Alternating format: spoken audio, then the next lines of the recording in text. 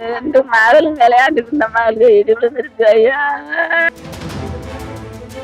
மக 2 மகளும் என்னை விட்டுட்டு போயிட்டாளே. நான் அவளுகளை நம்பித்தானே நான் இருந்தேன். 2 பிள்ளைகளும் அக்காரம் தச்சு விட்டு புரியாம இருந்துச்சு. அதே மாதிரி விட்டு புரியாம அல்லாவோட இதமா போய் சேர்ந்துருச்சுங்க.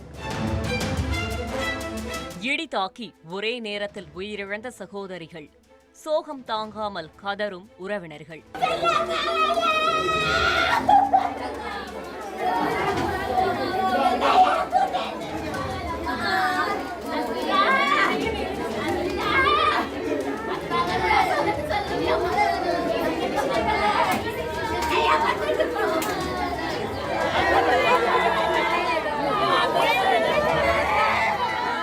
ராமநாதபுரம் மாவட்டம் சத்திரக்குடி அருகே உள்ள அரியக்குடி புத்தூர் பகுதியைச் சேர்ந்த ஓட்டுநர் நூருல் அமீன்.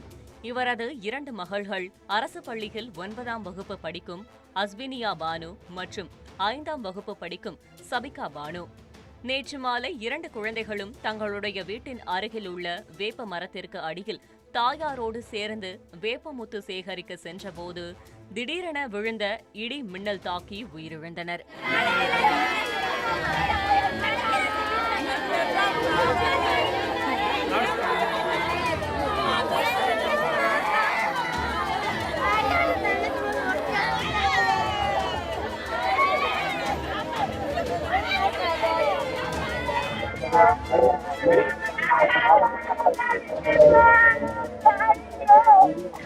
ரெண்டு மகளும் விளையாண்டுட்டு இருந்த மகளுக்கு இடி விழுந்துருச்சு ஐயா. என் மக 2 மகளும் என்னை விட்டுட்டு போயிட்டாளே. நான் அவளுகளை நம்பித்தானே நான் இருந்தேன். என் மகன் ஜவிக்காம என்னை இப்படி விட்டுட்டு போயிட்டாளே 2 பேரும். நான் யாரு துணைக்கு ஒரு மகன் இல்லையா ஐயா. நான் என்ன செய்ய? என் பெத்த மக்கா போயிட்டாளே என்னை விட்டுட்டு 2 பேரும்.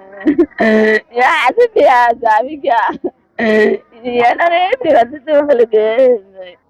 உங்களுக்காரியே அந்த இடி வந்து விழுது. என் மாலை என் மாலை என் மாலை என் மாலை என் மாலை என் மாலை என் மக அசிட்டியா என் மாலை ஜவிக்கா என் மாலை விளையாண்டுட்டு போது பயந்து ஓடி இருப்பது அங்கனே விழுந்துருச்சு.